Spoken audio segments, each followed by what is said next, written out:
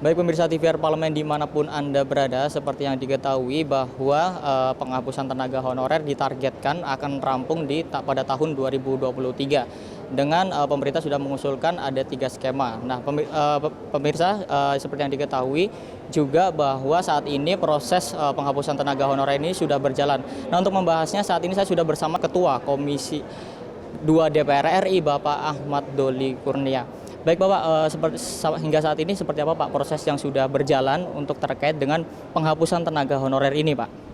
Sebenarnya Komisi 2 ini kan dari awal kami dilantik itu hampir setiap hari menerima aspirasi ya, kemudian penyampaian masalah terkait dengan tenaga honorer ini. Jadi ini masalah yang sudah cukup klasik dan cukup akut sebetulnya.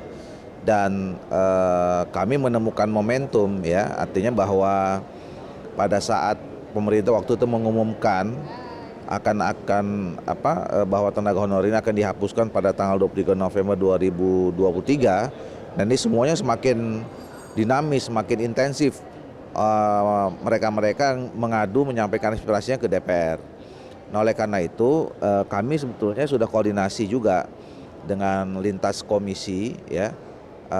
Kita sudah ada 2 kali pertemuan antara pimpinan Komisi 2, 4, 8, 9, dan 10 ya. Dan kami sepakat waktu itu untuk membentuk pansus. Nah, keinginan ini juga sudah kami sampaikan kepada pimpinan ya. Kira-kira 3 minggu yang lalu kami sudah diundang oleh pimpinan, waktu itu dipimpin oleh Pak Muhaimin Iskandar, dan sudah disepakati akan dilakukan atau pembentukan pansus. Tinggal menunggu rapat pimpinan lagi dan dimasukkan dalam bamus dan paripurna. Nah, dan kami sudah layangkan surat. Nah, pansus ini ditujukan adalah untuk bisa mengawal proses penyelesaian yang dilakukan oleh pemerintah.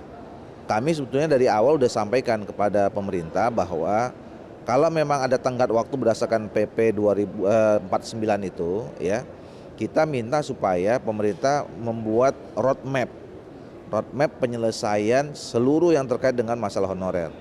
Jadi roadmap itu adalah isinya kira-kira solusi terhadap semua persoalan tenaga honorer yang ada selama ini, dan kemudian ke depan itu polisinya seperti apa yang fix gitu loh ya, sehingga memang tidak lagi ada muncul persoalan-persoalan baru gitu. Nah, selama itu belum ada, saya kira nanti PP itu agak sulit diterapkan gitu, karena nanti akan gejolaknya. Dan memang ternyata benar, begitu kami rencana mempunyai pansus, semua sekarang instansi itu kami menemukan informasi baru. Jadi hampir semua kementerian, lembaga, dan apalagi pemerintah daerah itu sebagian besar pegawainya tenaga honorer gitu loh. Nah, tiba-tiba misalnya ada Satpol PP, tiba-tiba kemudian muncul ada di tenaga administrasi di kepolisian, kemudian ada juga di Kementerian Perhubungan itu. Nah, jadi ini akan sebetulnya menjadi bagus ya. Artinya kami sekarang sudah mulai memetakan, bersama pemerintah juga mulai memetakan berapa sih sebetulnya sekarang jumlah tenaga honorer yang ada. Dan itu yang kami minta pada saat kami ketemu dengan Menteri yang baru, Pak Azwanas.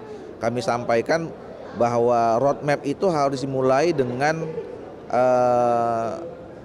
melengkapi database ya. Database-nya dulu yang ada, berapa sebetulnya tenaga honorer ada ini, baru kemudian bisa kita petakan masing-masing ada di koordinasi lembaga mana, baru kemudian masuk cari solusinya seperti apa gitu.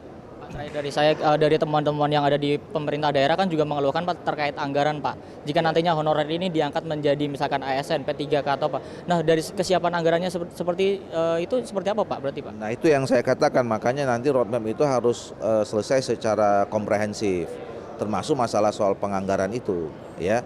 Makanya saya kira pemerintah juga harus sudah mulai membicarakan, Kementerian Pan RB itu juga berkoordinasi dengan Kementerian Keuangan, dan kami pun nanti dalam pembentukan pansus itu akan melibatkan teman-teman di Komisi 11.